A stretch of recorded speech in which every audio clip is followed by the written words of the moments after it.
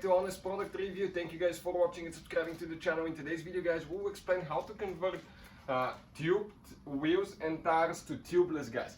Most of the wheels nowadays that come with tubeless ready tires actually are almost ready to go tubeless, and we'll explain what we're talking about. So make sure to stand till the end. It will take us only a couple minutes to convert that bicycle, to being tubeless, which is a huge difference, guys. So stay with us and we'll cover that today. What are we going to do now? Right here we're going to start on the rear wheel first. We're going to go ahead, remove the wheel. We'll explain what parts we need here. So I'll just go ahead, and get it loose. Just get the wheel out. Get the chain out of the way. Perfect, right there. Now let's come right here and we'll show you what we need to do next. We need to deflate the tire practically all the way, guys. You need to open the valve stem and deflate it. Once you get all the air out, we'll explain what else we need to do. So, it's getting there. You can see on that wheel, if you pay attention, right here, it says tubeless ready. Check it out, tubeless ready. So, our tire is ready to go tubeless. And I want to show you something about the wheels. 9 out of 10 times they're already prepared for being tubeless. Now, why they put tubes in the shops, the bike places when you buy them, I have no idea, to be honest with you. So, perfect. We're going to get all the air out we can. Like that. Now, what we're going to do, we need to break the tire loose now. With your fingers, you can just push it in on each side until it goes, in the lip. Now, let's see if this one will be ready to go all the way tubeless, or it will not. So, we have here the tape. So, I want to see if this one will be enough. Because some of them come with thicker tape, some come with not so thick tape. So in our case, guys, you can see that tape right here, is actually not ready to go tubeless because of the fact, that it's not too thick. So you will need to get an aftermarket tape, and I'm going to explain which one it is. So you can see we broke it loose. The whole tire is loose. Now if you look, there is tape on ours. Most of the wheels will come ready. What I will do, in that case, one side is already good, so I will just go ahead and pre-loosen the valve stem now. I'll remove the nut. I'll push, to make sure that it's loose a little bit to the inside. Now I'll come about 180 degrees from the valve stem. I'll be careful not to punch a hole in the tube. But in our case, what I'll do, it'll be easier if I break loose the other side too, because otherwise it will not be so forgiving. And we can damage the tire as well. So I will break it loose on both sides. Both sides will be broke loose. Perfect. And now I'll come right here. I'll get the tube and I will just remove the tire, which in our case, I'm trying not to get the tube, to damage the tube, guys. So it came loose on this side. Now let me see how tight it is, and if I can pull it by hand, or I won't be able to. Let me see if one of those is a little bit actually better fitting. Oh, I got it in. So what I'll attempt to do, to install all three at the same time.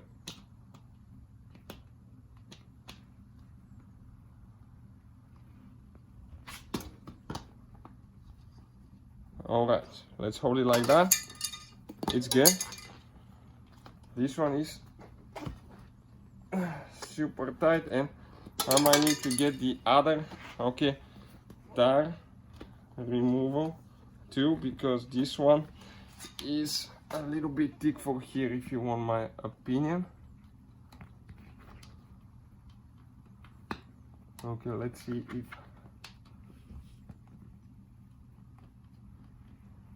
I can get in. Okay, I did.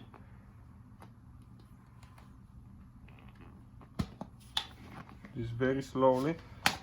Okay, and at that point it will come out. Okay, check it out now. What I'll do, I'll go ahead, pull the tube all the way out. Let's inspect the wheel now. Okay, that's the tape here. There is a hole only for the valve stem. Tape here as well. Everything looks good. Looks good and nice. So what we need to do now, guys, okay, I'm going to get the valve stems for tubeless now. Okay, those are the valve stems. So pretty easy now. Okay, we're going to go ahead, remove the nut. I'll put the link in the description of the video below where you can get the valve stems and all that stuff. So we're going to install the valve stem now. Okay, right here. It goes in. O-ring next. And now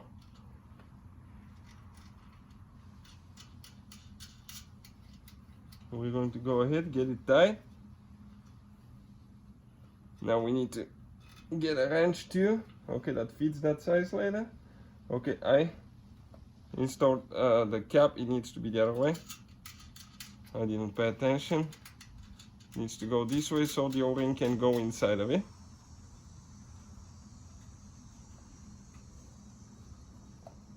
Okay, we'll get a wrench in a little bit to get it tight. Now I'm going to get the tire here and I will start putting it back in.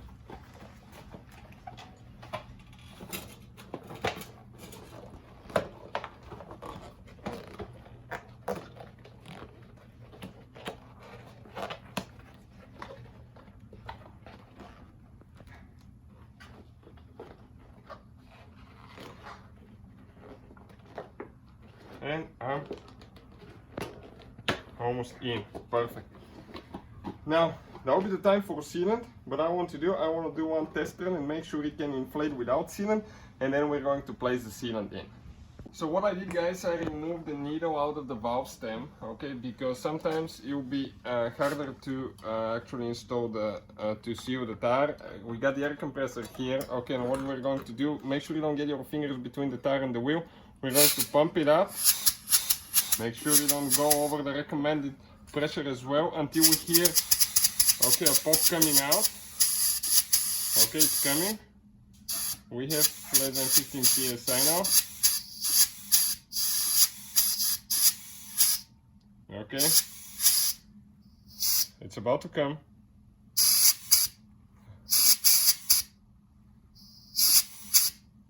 Okay, it's a good thing if you lubricate the tire. You can see how it's coming out. If you have a tire,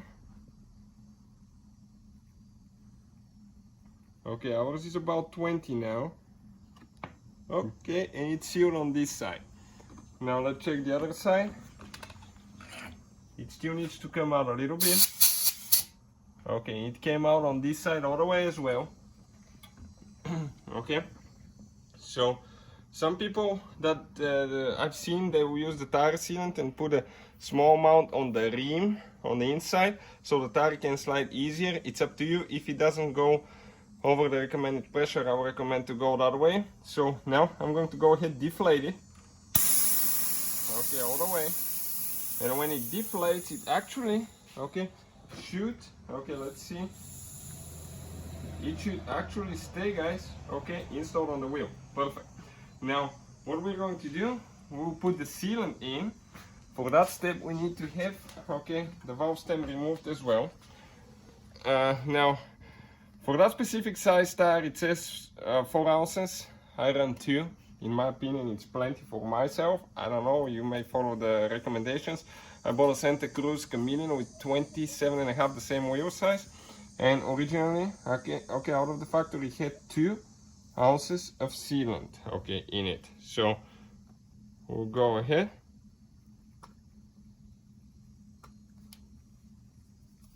Put sealant.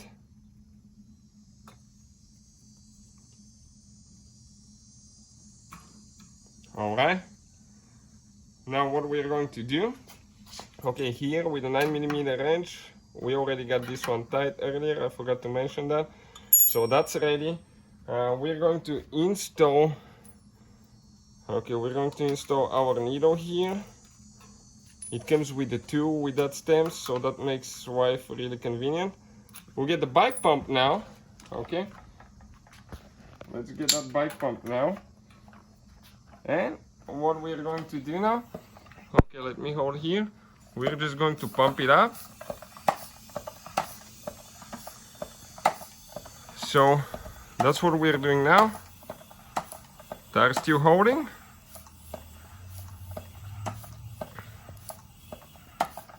Okay, perfect.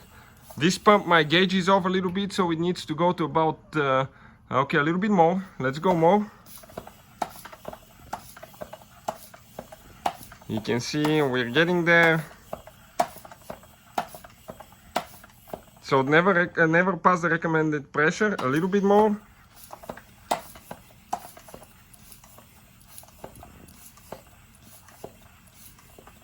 So let's check it out now. We have about 24 psi. Okay, so in my opinion that's good for now. What I will do, I'll just go ahead, disconnect it now. Okay, close it. And let's install one of the caps.